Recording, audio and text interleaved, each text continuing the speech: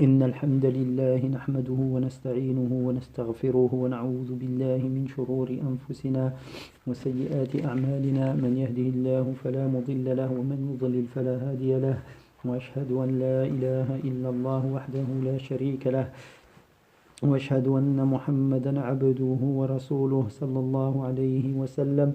La louange est à Allah subhanahu wa ta'ala, nous le louons et auprès de lui nous recherchons protection et nous demandons refuge et protection auprès d'Allah le Très-Haut contre le mal de nos propres personnes ainsi que contre le mal de nos propres actions. Celui qu'Allah a guidé, il n'y aura personne pour l'égarer. Celui qu'il a égaré, il n'y aura personne pour le guider. J'atteste qu'il n'y a pas de divinité digne d'être adorée en toute vérité et exclusivité à l'exception d'Allah le Très-Haut. Et j'atteste que Muhammad sallallahu alayhi wa sallam est son serviteur et messager. يا أيها الذين آمنوا اتقوا الله حق تقاته ولا تموتن إلا وأنتم مسلمون. Ô vous qui croyez, craignez Allah de sa vraie crainte et ne mourrez qu'en pleine soumission. يا أيها الناس اتقوا ربكم الذي خلقكم من نفس واحدة وخلق منها زوجها وبث منهما رجالا كثيرا ونساء واتقوا الله الذي تساءلون به والأرحام إن الله كان عليكم رقيبا. Ô vous les hommes, craignez votre Seigneur qui vous a créé à partir d'une seule personne et qui a créé à partir de celle-ci sa compagne et a multiplié à partir de ces deux-ci un grand nombre d'hommes et de femmes. Et craignez Allah au nom duquel vous vous implorez mutuellement et craignez de rompre les liens du sang. Allah observe parfaitement ce que vous faites. Ya ayyuhalladhina amanu ittaqullaha wa qulu qawlan sadida yuslih lakum a'malakum wa yaghfir lakum dhunubakum wa man yuti'illaha wa rasulahu faqad faza fawzan 'azima. Ô vous qui croyez, craignez Allah et prononcez des paroles justes, il vous arrangera vos affaires et vous pardonnera vos fautes. Et celui qui obéit à Allah et à son messager a remporté un vif succès. أما بعد فإن أصدق الحديث كلام الله وخير الهدي هدي محمد صلى الله عليه وسلم وشر الأمور محدثاتها وكل محدثة بدعة وكل بدعة ضلالة وكل ضلالة في النار. Ensuite, la meilleure parole est celle d'Allah le Très-Haut, la meilleure guidée est la guidée du prophète Mohammed sallallahu alayhi wa sallam. Et la pire des choses, ce sont les choses rapportées, c'est-à-dire rajoutées en islam mais n'en faisant pas partie. Et toute chose rapportée est une innovation, et toute innovation est un égarement, et tout égarement est voué au feu.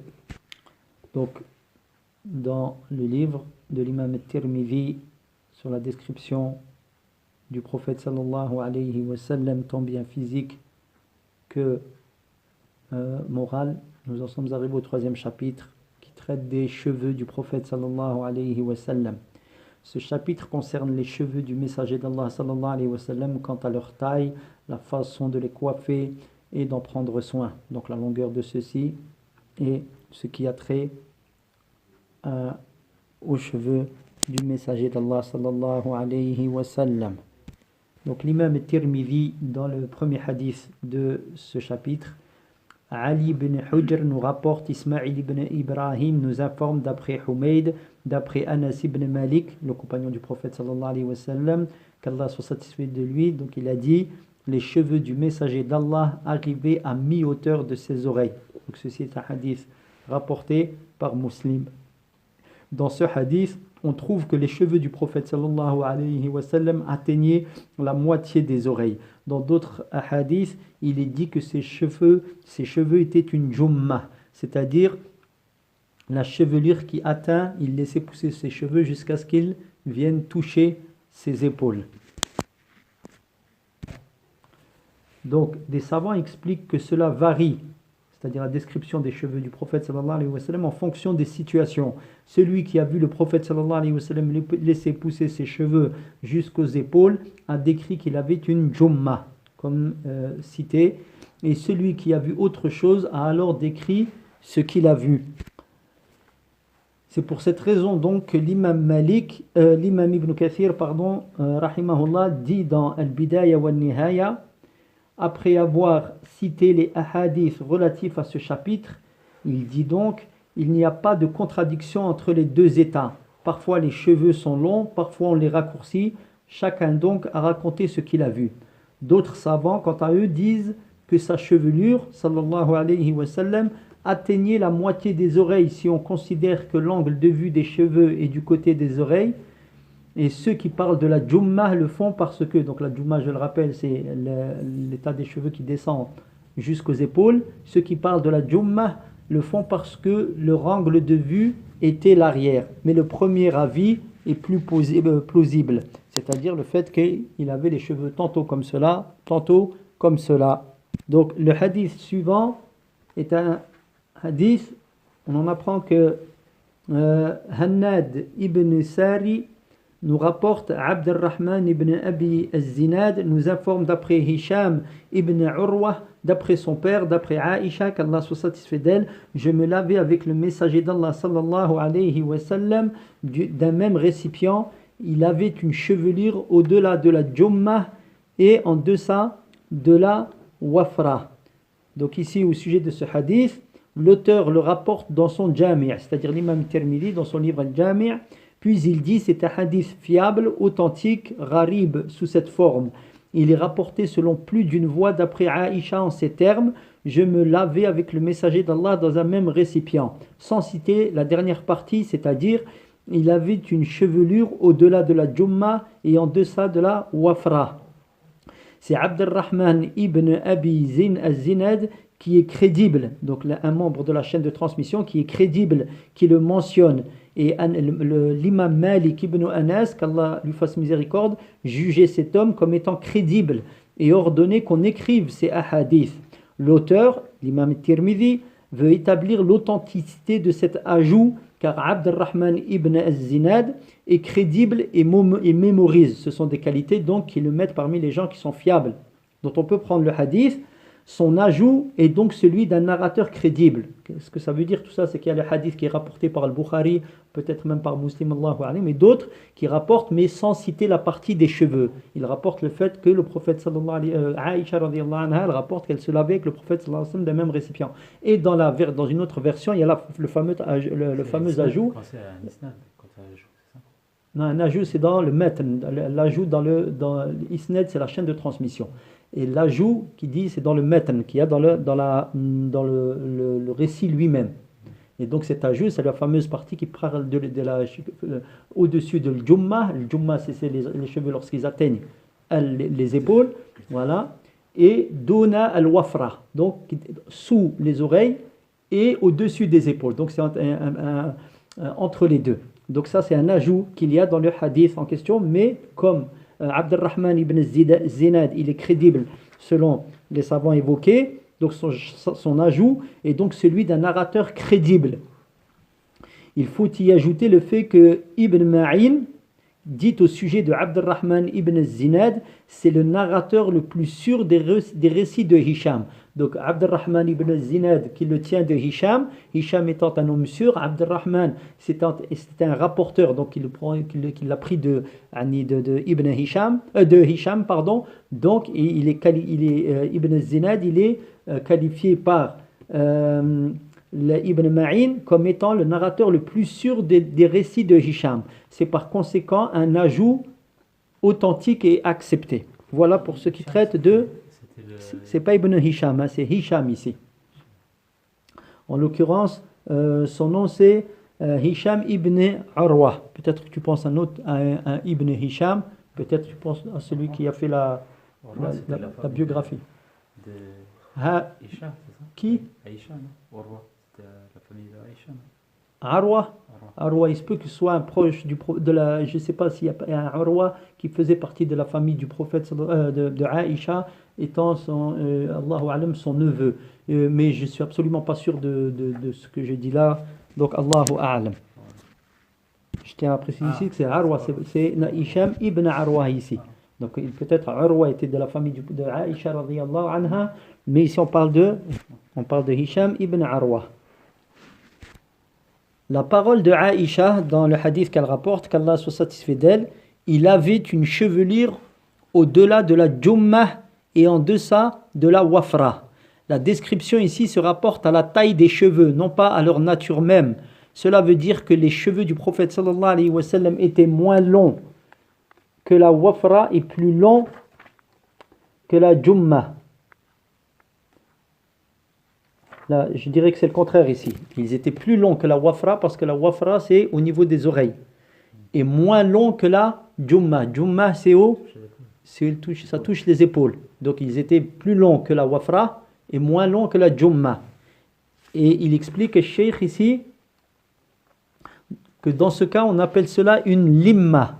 Nous avons vu que chacun des compagnons a décrit sa chevelure, sallallahu alayhi wa sallam, en fonction de ce qu'il a vu.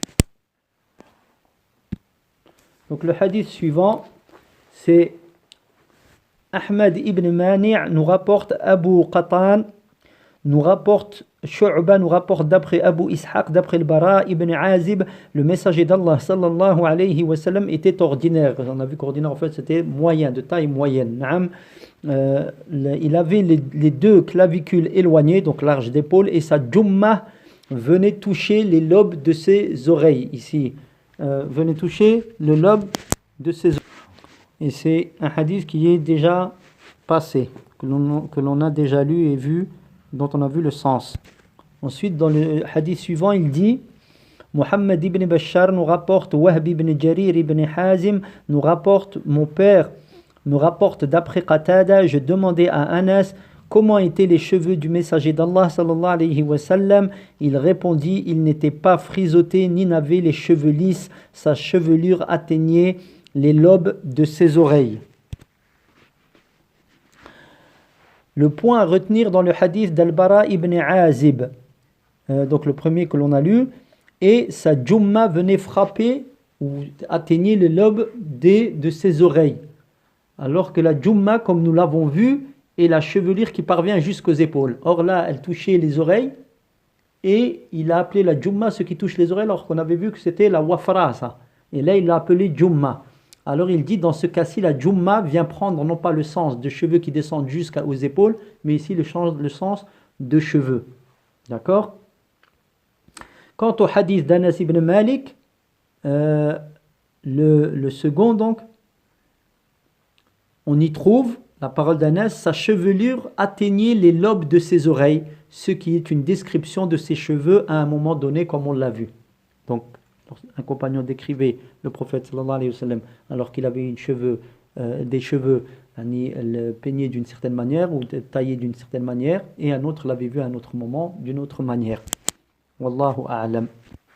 Le 28e hadith, donc peut-être le 4e de ce chapitre, de ce 3e chapitre, Muhammad ibn Yahya ibn Abi Umar Al-Makki nous rapporte Sufyan ibn Uyayna, nous rapporte d'après Ibn Abi Najih, d'après Mujahid, d'après Hani bint Abi Talib.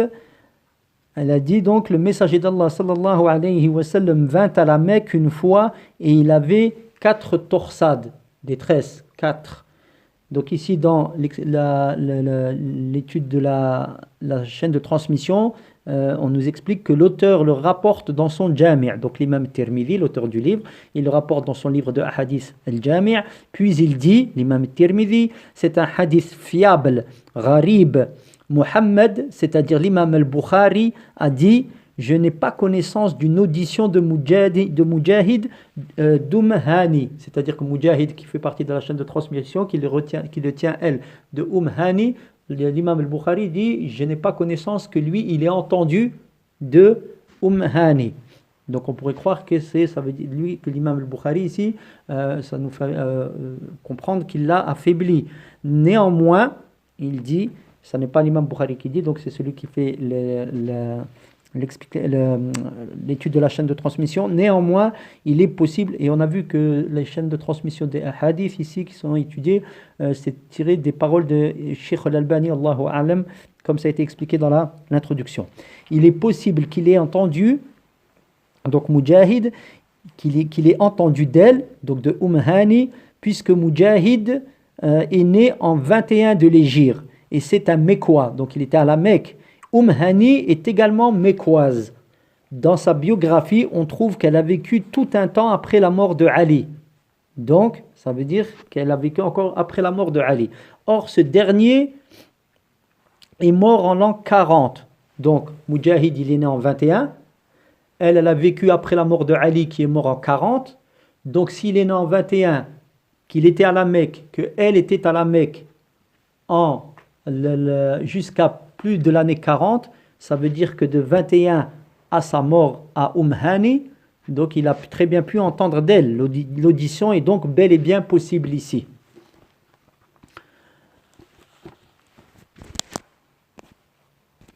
Donc Hani, celle qui rapporte ce hadith, ou ce récit, qu'Allah soit satisfait d'elle, c'est la sœur de Ali ibn Abi Talib.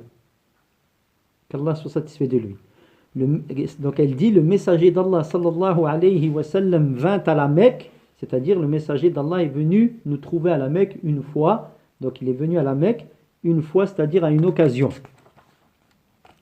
Et il avait 4 torsades. La torsade et la tresse de cheveux. Donc il en avait 4.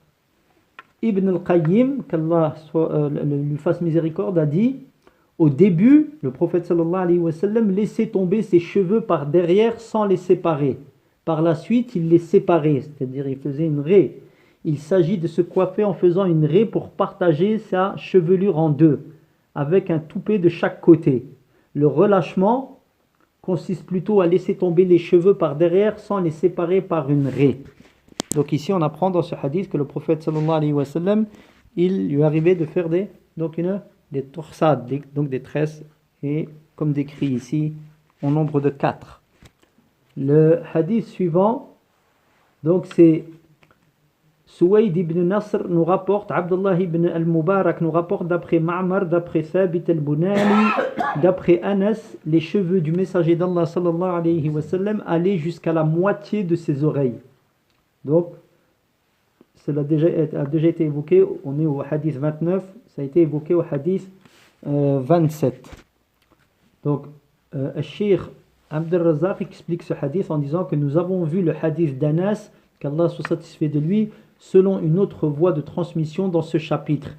Il est dit ansaf, les moitiés des oreilles. Donc un pluriel en arabe utilisé pour décrire un duel, les 2 oreilles. Car en arabe, dans la langue arabe, il y a le duel. Ensuite, en fait, ici, il explique une règle de grammaire qui dit qu'il a utilisé un style. Pour parler de 2 choses, il a utilisé un pluriel, même s'il décrit un duel. Car en langue arabe, il y a le duel qui est utilisé, ça n'existe pas dans les autres langues, donc il y a le duel. Mais il a utilisé un pluriel ici lorsqu'il a dit, on va dire les moitiés, qui est un pluriel, et on le joint à udunayn, les 2 oreilles, les moitiés des 2 oreilles, qui est une dualité, mais c'est un langage correct, en langue arabe, similaire à ces paroles d'Allah, exalté soit-il, dans le Coran. Donc le faqad sarat, donc c'est un pluriel. Donc vos cœurs, pourtant vos 2 cœurs. Donc il est utilisé pour la description de ce qu'ont fait leurs cœurs à deux femmes du prophète sallallahu alayhi wa sallam. Donc il a utilisé un pluriel pour décrire les choses que vos cœurs ont fléchi. Alors qu'elles ont un cœur chacune, 2 cœurs, mais il a utilisé le pluriel ici pour décrire leur cœur. Et dans un autre verset, wassariqu wassariqatu, donc et le voleur et la voleuse, ça c'est il dit la peine qui s'applique, coupez-leur à tous 2 la main. Il utilise les mains, alors que c'est les mains, alors que c'est une dualité. Le voleur et la voleuse, à tous 2 couper la main. Donc, hakada. Pour parler des 2 mains, il parle au pluriel, alors qu'il n'y en a que 2 mains. Donc c'est une figure qui est utilisée en langue arabe et qui est correcte. Même plus que correcte, étant donné qu'elle nous est parvenue dans le Coran et dans les hadiths. Donc le hadith suivant, c'est Suwayd ibn Nasr nous rapporte, Abdullah ibn al-Mubarak nous rapporte d'après Yunus ibn Yazid, d'après Az-Zuhri, Ubaydullah ibn Abdillah ibn Utba nous rapporte d'après Ibn Abbas, le messager d'Allah sallallahu alayhi wa sallam relâchait ses cheveux tandis que les polythéistes séparaient leur tête par une raie. Donc, et les gens du livre, donc les juifs et les chrétiens, relâchaient leurs cheveux. Aussi, le prophète, donc il aimait être en conformité avec les gens du livre dans ceux dont il n'avait reçu aucun ordre, c'est-à-dire de se dissocier d'eux. Par la suite, le messager d'Allah sallallahu alayhi wa sallam sépara ses cheveux par une raie. Et ce hadith est rapporté par Al-Bukhari et Muslim. Donc la parole ici, dans le hadith, le messager d'Allah sallallahu alayhi wa sallam relâchait ses cheveux, c'est-à-dire qu'il les laissait retomber tels quels. Il dit ensuite, tandis que le polythéiste séparait leur tête par une raie. La raie consiste donc à diviser les cheveux en deux parties au milieu de la tête, l'une sur le côté droit et l'autre, les cheveux les laissant tomber sur le côté gauche. Quant à sa parole, et les gens du livre relâchaient leurs cheveux, aussi il aimait à être en conformité avec les gens du livre, dans ce dont il n'avait reçu aucun ordre.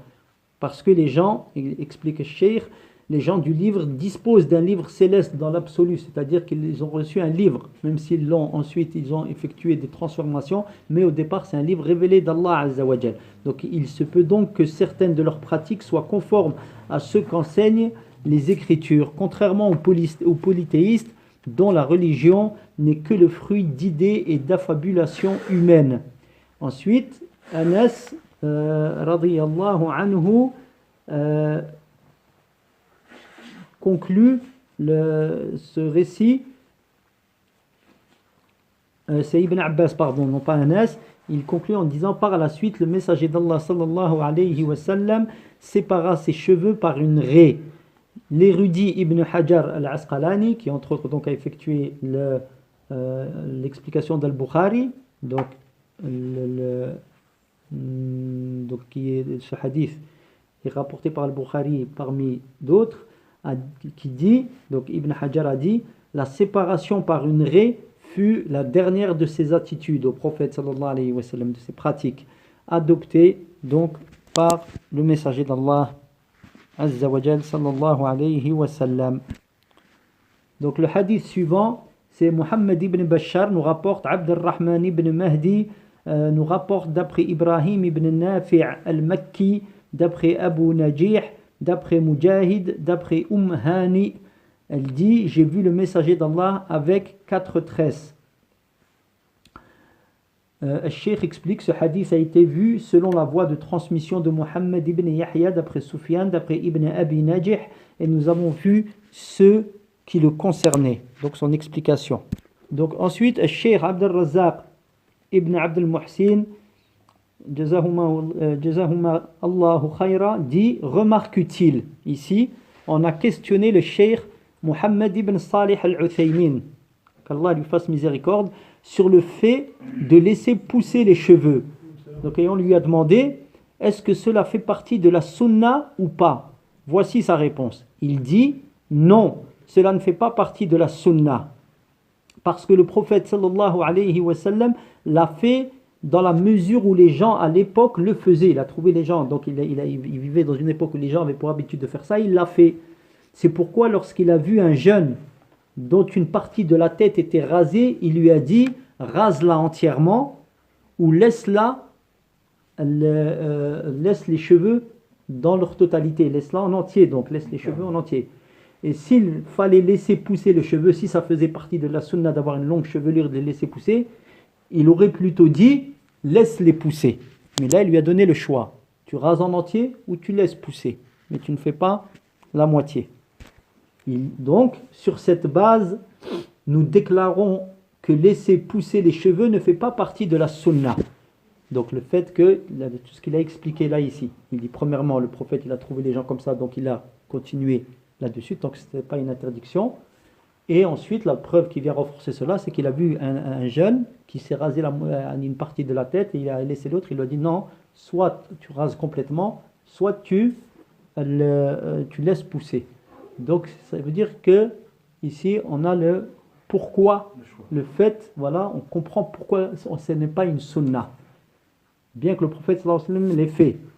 Donc il dit, si c'est une pratique adoptée par les gens, fais-la, sinon fais ce qui est d'usage parmi les gens, parce que la sunna est soit une sunna en soi, c'est-à-dire que le prophète sallallahu alayhi wa sallam il l'a faite et il a expliqué et clairement établi que c'est une sunna, soit une sunna dans son genre. Donc les deux catégories de sunna. la sunna en soi ou une sunna dans son genre, et l'explication va, Inch'Allah, va venir de cette distinction. Donc ensuite il dit, Cheikh Al-Uthaymin, par exemple, donc ici il est dans l'explication de la sunna en soi et la sunna dans son genre. Il dit par exemple, en ce qui concerne les vêtements qui ne sont pas illicites, donc il met la condition, tant qu'ils ne sont pas illicites, et les attitudes qui ne sont pas illicites, la sunna consiste à suivre l'usage courant chez les gens. Car le prophète sallallahu alayhi wa sallam l'a fait pour se conformer à l'usage en cours. Donc la sunna, c'est de suivre l'usage. Est-ce que c'est clair ça? La sunna au niveau des habits, par exemple, le prophète, qu'est-ce qu'il a fait? Il n'a pas ramené une nouvelle pratique dans les habits. Les gens s'habillaient de la sorte à l'époque, avant lui et à l'époque. Et il a continué comme cela. Donc c'est la sunna aussi au niveau des habits, c'est de suivre l'usage. Tant que les conditions sont réunies, tant qu'on ne tombe pas dans un interdit. Nous disons donc aujourd'hui, il est d'usage de ne pas laisser pousser les cheveux, parce que c'est la pratique générale.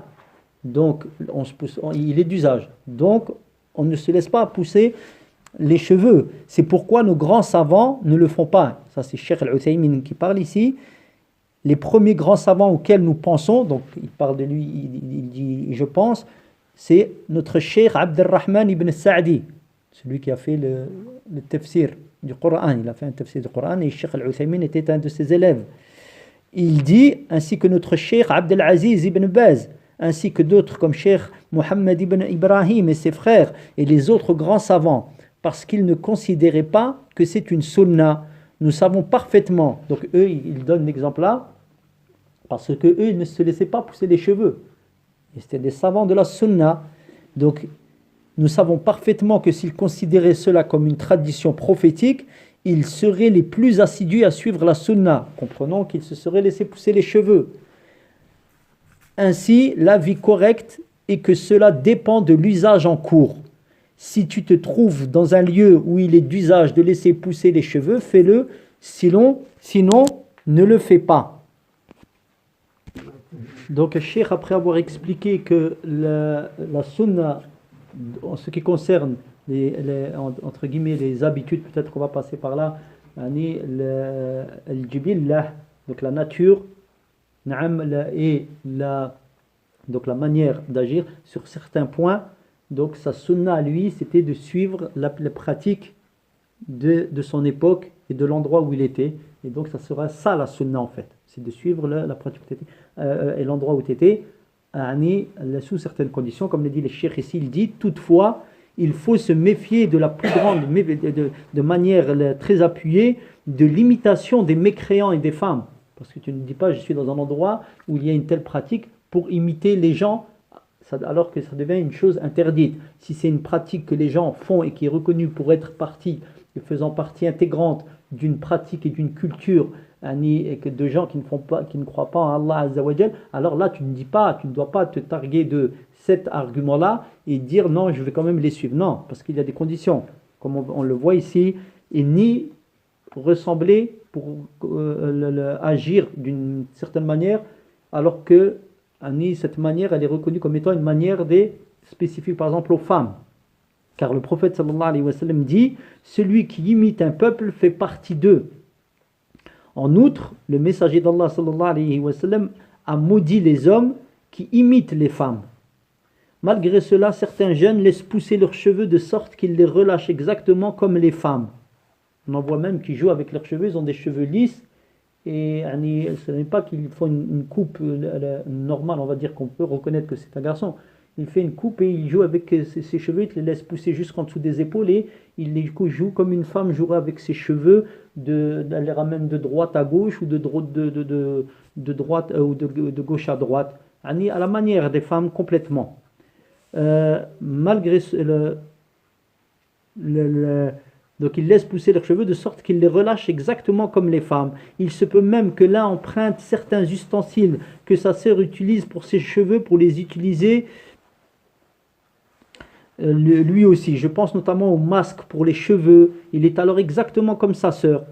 Peut-être même il va utiliser, Allah alam, ça c'est moi qui le dis, il va utiliser des bigoudis pour les faire onduler, Allahu alam. Sans oublier surtout qu'il se rase complètement la barbe. Donc il délaisse la sunna, qui est une obligation ici, parce que sunna, ça prend pas juste le sens de quelque chose de recommandable. La sunna, dans le langage des sahaba à leur époque, ils disaient sunna, c'est ce que le prophète a fait, que ce soit recommandé ou obligatoire. Voire il l'épile complètement la barbe pour qu'elle ne repousse plus. Et emprunte également auprès de sa sœur quelques artifices pour empourprer ses joues. Wal'iyadhu billah. D'autres imitent sans doute, ici il donne l'exemple de la sœur, ça peut être n'importe quoi, il va carrément les acheter, il va se mettre du fard sur les joues et autres. D'autres imitent sans doute les mécréants dans la coiffure des cheveux ou leur coloration. C'est un drame considérable, explique Cheikh. Pourquoi? Parce que quelqu'un va dire oh non, ça c'est juste de l'embellissement. Voilà, pas à pas, ça te ramène à des choses de plus en plus graves. Puis cela se trompe assurément en déclarant que laisser pousser les cheveux est une sunna. Donc ils font cette pratique et ils dévient en fait de la voie droite, et en plus ils argumentent en disant c'est une sunna, le prophète il laissait pousser ses cheveux. Il faisait certainement pas ce que vous faites, ya subhanallah.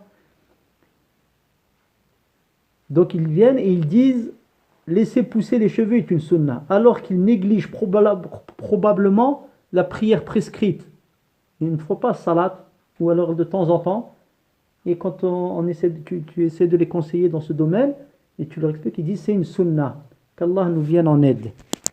Donc on demande à Allah Azza wa Jal qu'il nous accorde une compréhension authentique de la religion, et qu'il nous mette parmi ceux qu'il a agréés. Wa sallallahu ala nabiyyina Muhammad wa ala alihi wa sahbihi ajma'in.